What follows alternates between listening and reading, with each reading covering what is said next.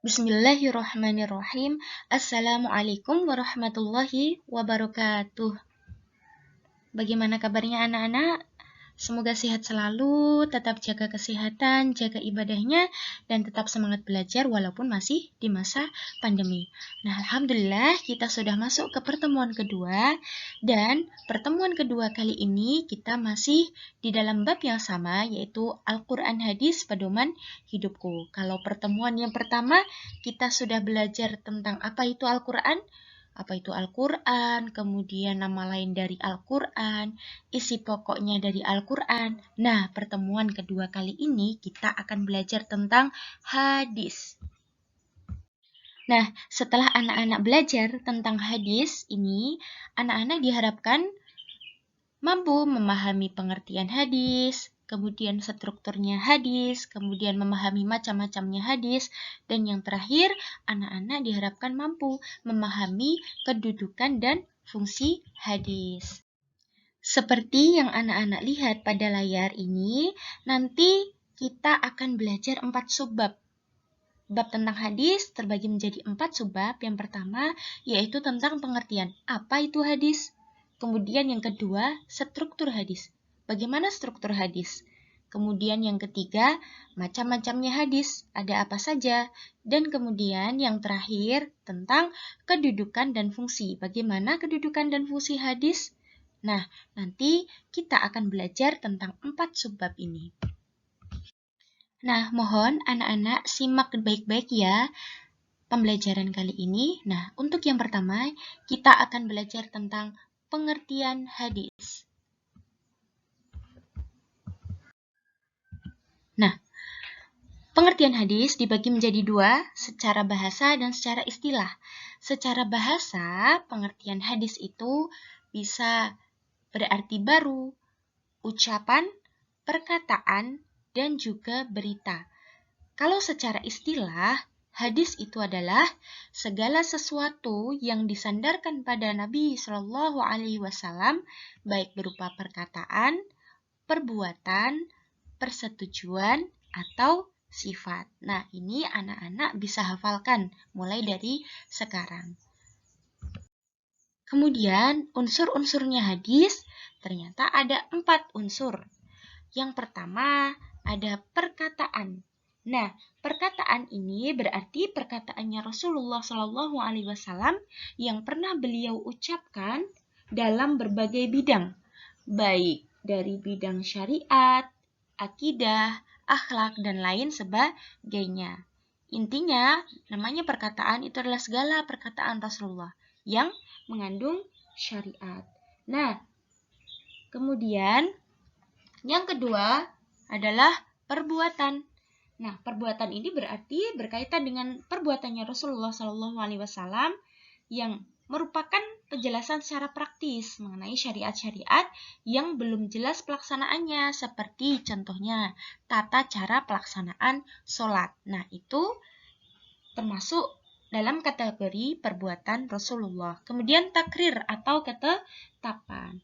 Nah, takrir atau ketetapan ini berarti persetujuan beliau atau keadaan beliau mendiamkan dan tidak melakukan sanggahan terhadap perbuatan atau perkataan sahabat di depan beliau. Nah, di dalam sebuah riwayat mengatakan bahwasanya pada saat itu adalah salah satu sahabat Rasulullah itu memakan daging. Dan kemudian seorang istri dari Rasulullah itu kemudian memanggil mereka seraya berkata, itu daging dhab.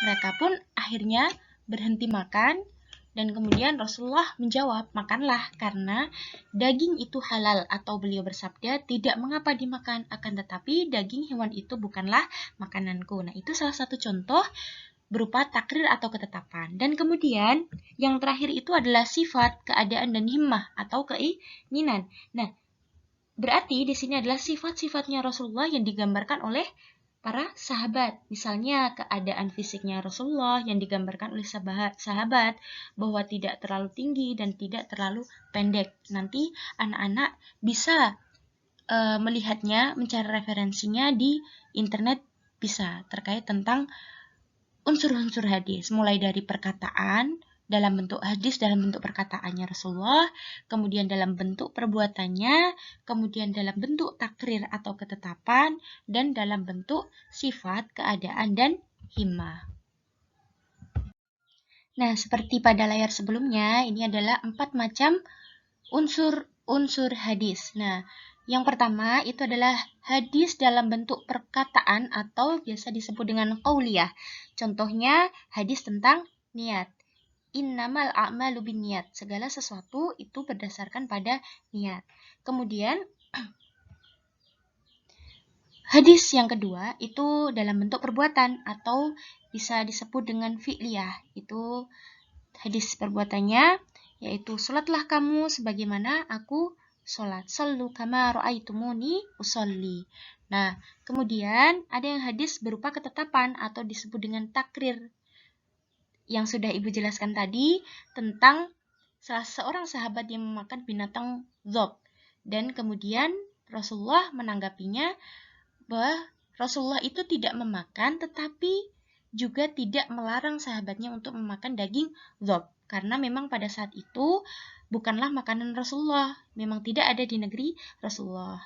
Akan tetapi Rasulullah menjawab bahwasanya binatang dhob itu halal. Kemudian hadis berupa keinginan atau himmah. Bahwasanya Rasulullah punya keinginan bahwasanya tahun yang akan datang insya Allah aku akan berpuasa pada hari ke-9. Nah, termasuk keinginan itu masuk ke dalam hadis yang berbentuk himmah seperti itu. Nah, selanjutnya kita akan belajar tentang struktur hadis. Mohon anak-anak simak baik-baik dan tetap fokus ya, karena di sini kita akan memilah mana bagian-bagian dari struktur hadis. Nah, sebagaimana yang anak-anak lihat di layar, bahwasanya hadis itu terdiri dari 3 komponen. Pasti ada sanad, ada matan, dan ada rawi. Nah, seperti contoh hadis di atas, contohnya, ini salah satu hadis, an Muhammad, an Abi Salamah, an Abi Hurairah, anna Nabi sallallahu alaihi wasallam qala. Nah, ini termasuk ke dalam sanad. Nah, sanad itu adalah mata rantai para perawi hadis yang dapat menyampaikan kita kepada matan atau jalan hadis. Nah, jadi yang menyambungkan ke matan itu namanya sanad. Nah, sanad ini terdiri dari nama-nama perawi yang berurutan. Jadi, tetap bersambung pada Rasulullah. Seperti itu. Kemudian, kalau yang berwarna biru itu adalah dinamakan matan. Bisa dikatakan matan itu segala sesuatu yang berasal dari Rasul. Mungkin perkataan, bisa perbuatan, bisa ketetapan, ataupun sifat yang menjadi ujung atau tempat berakhirnya sanad. Nah, itu bisa dikatakan matan. Laula an asyqa alal alamati la amartuhum bisiwak inda kulli sholah. Nah, seperti itu. Nah, ini dinamakan matan yang berwarna biru. Kemudian, rawi itu adalah orang yang menyampaikan hadis kepada kita. Contohnya, kalau di sini yang berwarna pink itu rawahut Tirmizi. Berarti Tirmizi yang meriwayatkan atau yang menyampaikan hadis kepada kita. Jadi, hadis itu tidak lepas dari 3 komponen tersebut. Harus ada sanad, harus ada matan, harus ada rawi. Bisa dilihat ya, pasti sanad di bagian depan sampai qola. Nah, setelah qola itu biasanya matan. Matanya kemudian atau bisa kita katakan secara mudahnya itu memahami isinya hadis. Isinya hadis ada perkataan, bisa perkataan, perbuatan, ketetapan maupun sifat. Nah, itu biasanya seperti itu. Itu matan. Kalau yang terakhir biasanya rawahul Muslim. Kemudian ada yang hadis riwayat Bukhari Muslim, hadis riwayat muttafaq alaih. Nah, itu seperti itu baru dinamakan rawi. Seperti itu. Nah, kemudian subbab selanjutnya itu adalah tentang pembagian hadis. Nah, di dalam hadis itu ada salah satu unsurnya tadi yaitu sanad. Nah, sanad itu sangat penting di dalam hadis karena sanad itu rangkaian atau serentetan periwayat yang merupakan satu kesatuan periwayat yang tidak bisa terpisahkan dalam meriwayatkan hadis Nabi baik dari masa ke masa. Ini sangat penting. Makanya nanti akan muncul pembagian hadis berdasarkan yang pertama, ini adalah kualitas sanadnya seperti apa, kemudian kuantitas sanadnya bagaimana. Nah, berdasarkan kualitas sanad, ternyata hadis itu terbagi menjadi 3. Sepertinya anak-anak juga sudah pernah mendengar istilah 3 hadis ini. Hadis yang pertama itu adalah hadis sahih. Apa itu hadis sahih? Hadis yang disandarkan pada Nabi Shallallahu Alaihi Wasallam yang sanadnya bersambung, diriwayatkan oleh perawi yang adil dan dhabit hingga sampai akhir sanad, tidak ada kejanggalan dan tidak juga berilat. Nah, untuk menentukan kualitas hadis ini sahih atau tidak, itu minimal hadis sahih itu harus memenuhi 5 kriteria. Yang pertama tadi, sanadnya harus bersambung sampai pada Rasulullah. Kemudian yang kedua, diriwayatkan oleh perawi yang adil dan dhabit. Yang adil itu maksudnya menyentuh pada aspek ranah pribadi dan watak dari perawi itu sendiri. Kalau dhabit itu maksudnya itu kuatnya hafalan seorang perawi dan baiknya kemampuan mereka untuk menyampaikan hadis tanpa ada kesalahan. Jadi, hadis sahih itu benar-benar perawinya harus adil dan kuat hafalannya itu tadi. Nah, kemudian tidak ada kejanggalan. Jadi, tidak ada kejanggalan di sini itu tidak berilat. Nah, tidak berilat. Nah, ilat di sini apa? Ilat di sini adalah cacat yang tersembunyi. Contohnya, misalnya ada rawi yang tidak sikoh. Nah, jadi namun dinilai sikoh atau bisa jadi adanya sanad yang terputus namun dinilai bersambung seperti itu. Ilat itu intinya ada cacat yang tersembunyi. Nah, itu hadis sahih. Jadi, bisa dikatakan hadis sahih ketika memenuhi 5 unsur tadi. Apa? Sanadnya bersambung, diriwayatkannya oleh perawi yang adil dan dhabit, hingga sampai akhir sanad tidak ada kejanggalan dan tidak juga berilat. Nah, seperti itu. Kemudian, hadis hasan itu adalah hadis yang diriwayatkan oleh perawi yang adil, akan tetapi di sini garis bawahnya kurang kuat hafalannya, bersambung sanadnya, tapi tidak mengandung ilat dan tidak syadz. Nah, syadz di sini itu dipahami sebagai hadis yang diriwayatkan oleh rawi yang sikoh, namun bertentangan dengan periwayat yang lain. Kenapa dikatakan syadz itu menyendiri atau menyalahi aturan? Seperti itu. Tapi diperhatikan dengan baik-baik ya anak-anak, karena di sini kita akan fokus tentang melihat kualitas dari sanad dari sebuah hadis. Jadi harus memperhatikan dengan baik. Nah, di sini. Jadi kalau hadis sahih tadi semuanya sanadnya bersambung, perawinya adil dhabit, tidak ada kejanggalan dan tidak berilat. Kalau hadis hasan itu sanadnya bersambung, perawinya adil, tapi garis bawahnya kurang kuat hafalannya dan tidak mengandung ilat dan tidak syadz. Nah, kemudian yang ketiga itu adalah hadis dhaif. Nah, di sini dikatakan sebagai hadis lemah dan tidak dianjurkan dan memang tidak bisa dijadikan sebagai hujjah atau hukum. Nah, hadis ini kehilangan satu atau mungkin lebih dari syarat-syaratnya hadis sahih dan hasan, dan menurut para ulama hadis dhaif ini tidak diterima untuk dijadikan dasar hukum. Nah, kalau tadi berdasarkan kualitas sanad, sekarang berdasarkan kuantitas. Namanya kuantitas itu jumlah, berkaitan dengan jumlahnya. Nah, ini terbagi menjadi 2, hadis mutawatir dan hadis ahad. Nah, hadis mutawatir itu adalah hadis yang diriwayatkan oleh sebagian besar perawi yang menurut adat mereka itu tidak mungkin bersepakat dusta dari masing-masing mereka, mulai dari awal hingga akhir sanad, seperti itu. Nah, hadis mutawatir itu beriringan, berturut-turut. Nah, jadi sebagian besar perawi menurut adat mereka tidak mungkin bersepakat dusta dari awal sanad hingga akhir sanad. Nah, kemudian yang kedua itu adalah hadis ahad. Hadis yang diriwayatkan namanya ahad, itu hadis diriwayatkannya oleh satu orang perawi saja. Seperti itu. Nah, kemudian kita belajar tentang bagaimana kedudukan hadis di dalam Islam.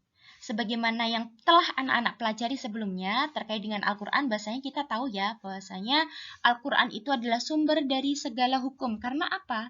Al-Quran itu adalah firman-Nya Allah, firman-Nya Sang Pencipta yang diturunkan pada Nabi Muhammad SAW dengan jalan mutawatir. Bahkan membacanya pun termasuk ibadah dan hanya satu. Ketika membaca termasuk ibadah dan berpahala itu adalah hanya satu, yaitu Al-Quran. Jadi Al-Quran menjadi sumber yang utama dan pertama yang dijadikan sebagai dasar hukum. Kemudian ucapannya Rasulullah, segala ucapannya Rasulullah selain Al-Quran yang berkaitan dengan syariat, baik itu sebagai penjelas hukum dalam Al-Quran maupun sebagai hukum yang mandiri. Nah, itu dinamakan apa tadi? Hadis. Sebagai bentuk dari ijtihadnya Rasul. Dan hadis ini tetap dijamin kebenarannya karena Rasulullah termasuk orang yang maksum, terjaga dari dosa. Seperti itu. Jadi hadis atau sunnah dan Al-Quran dalam segi kewajibannya mengamalkan itu sama. Namun kedudukannya di bawahnya Al-Quran. Tetap menjadi sumber kedua hadis itu setelah Al-Quran. Nah, kemudian di sini fungsi hadis terhadap Al-Quran. Fungsi hadis itu ternyata ada 4. Yang pertama itu adalah memperkuat kandungan Al-Quran. Kemudian yang kedua menjelaskan makna Al-Quran atau ayat mujmal yang masih bersifat umum. Kemudian menetapkan hukum yang tidak terdapat di dalam Al-Quran. Kemudian membatasi keumuman ayat Al-Quran. Nah, yang pertama, fungsi dari hadis ialah memperkuat kandungan Al-Quran. Maksudnya apa? Di sini adalah hadisnya itu menguatkan atau mengukuhkan atau memperjelas hukum yang terdapat di dalam Al-Quran. Nah, dalam hal ini hadis itu seperti menguatkan, mengulang perintah atau larangan yang sebelumnya sudah disebutkan di dalam Al-Quran. Contoh di sini, Quran Surat Al-Baqarah ayat 183 yang sering kita dengar yaitu tentang perintah untuk berpuasa. Ya ayyuhalladzina amanu kutiba alaikumusiyam kama kutiba alal ladzina min qablikum la'allakum tattaqun. Hai orang-orang yang beriman, diwajibkan atas kamu berpuasa sebagaimana diwajibkan atas orang-orang sebelum kamu agar kamu bertakwa. Dan kemudian setelah turun ayat ini, kemudian Rasulullah bersabda. Nah, sabda Rasulullah hadis ini itu menguatkan ayat tentang puasa ini, memperjelas lagi. Kemudian qala akhbirni ma faradallahu alayya minas siyami faqala syahru ramadan illa an tatawwa'a syai'a. Sahabat bertanya, kabarkan kepada saya apa yang diwajibkan bagi saya untuk puasa. Nabi SAW kemudian menjawab, puasa bulan Ramadan, kecuali jika engkau berpuasa sunnah. Hadis riwayat Bukhari. Dan ini menegaskan kembali ayat Al-Baqarah 183 tadi. Nah, itu gunanya untuk memperkuat kandungan dari Al-Quran. Kemudian yang kedua, fungsinya hadis itu adalah menjelaskan makna Al-Quran atau ayat-ayat di dalam Al-Quran yang masih bersifat umum. Jadi, menjelaskan atau merinci ayat-ayat Al-Quran yang masih bersifat mujmal. Nah, contoh di sini adalah perintah melaksanakan sholat. Terdapat di dalam Quran Surat Al-Baqarah ayat 83. Di beberapa surat dan ayat yang lain. Namun, tidak ada satupun ayat di dalam Al-Quran yang menjelaskan bagaimana tata caranya sholat. Nah, kemudian baru setelah itu dijelaskan lebih rinci lagi.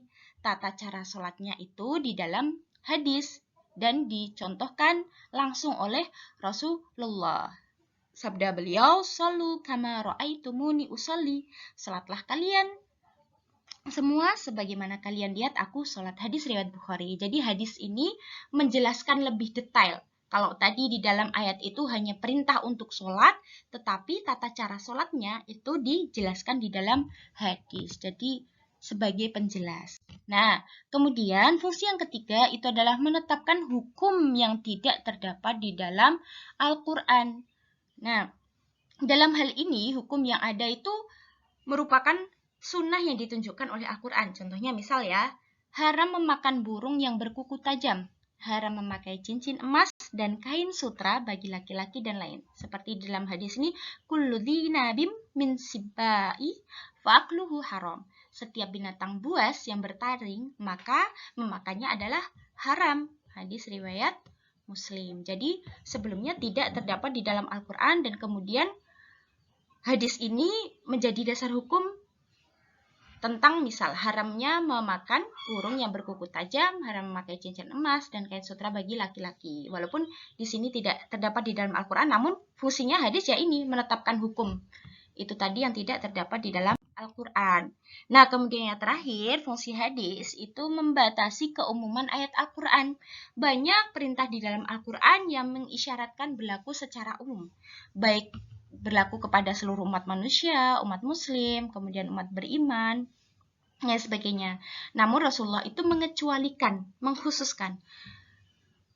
Misalnya, Allah memerintahkan seluruh orang beriman untuk melaksanakan sholat Jumat, sebagaimana di dalam Quran surat Al-Jumu'ah ayat 9. Ya ayyuhalladzina amanu idza nudiya lis-sholati min yaumil jumu'ati fas'au ila dzikrillah wa dzarul bai' dzalikum khairul lakum in kuntum ta'lamun. Hai orang-orang yang beriman, apabila diseru untuk menunaikan sholat pada hari Jumat, maka bersegeralah kamu kepada mengingat Allah dan tinggalkanlah jual beli, yang demikian itu lebih baik bagimu jika kamu mengetahui. Quran surat Al-Jumu'ah ayat 9. Kemudian ada pengkhususan atau pengecualian bagi orang-orang tertentu yang diperbolehkan meninggalkan sholat Jumat. Nah, itu ada di dalam sebuah hadis. Riwayat Abu Daud dijelaskan, Al-Jumu'atu haqqu wajibun ala kulli muslim illa arba'ah, abdun mamlukun, au imra'atun, au sabiyun, au maridun. Jadi, Jumat itu kewajiban bagi setiap muslim untuk melaksanakan sholat, kecuali 4 orang. Nah, dikhususkan di pengecualian itu, hamba sahaya yang dimiliki, perempuan, anak kecil, dan orang sakit. Hadis riwayat Abu Daud. Jadi membatasi keumuman. Kalau tadi di dalam perintah Al-Quran itu adalah perintah untuk melaksanakan sholat Jumat, akan tetapi dikhususkan, hadis itu mengkhususkan, mengecualikan. Bahwasanya memang semua adalah kewajiban, sholat Jumat adalah kewajiban umat muslim, tapi kecuali ada 4 tadi pengecualian, hamba sahaya yang dimiliki, perempuan, anak kecil, dan orang sakit. Nah, itu tadi 4 fungsi dari hadis terhadap Al-Quran. Nah, diharapkan anak-anak nanti bisa mengulang-ulang materi ya, kemudian dipahami lagi secara seksama, seperti itu agar nanti bisa lebih paham apa itu hadis, kemudian macam-macamnya, kemudian strukturnya bagaimana, kedudukan dan fungsinya seperti apa, seperti itu. Mungkin cukup itu saja yang bisa Ibu sampaikan. Kalau ada yang ditanyakan bisa langsung ditanyakan via grup WhatsApp atau via Classroom. Nah, jangan lupa tetap semangat belajar dan tugas nanti akan Ibu lampirkan di Classroom maupun grup WhatsApp. Terima kasih anak-anak. Jazakumullah khairan katsiran. Tetap semangat belajar, jaga ibadahnya. Wassalamualaikum warahmatullahi wabarakatuh.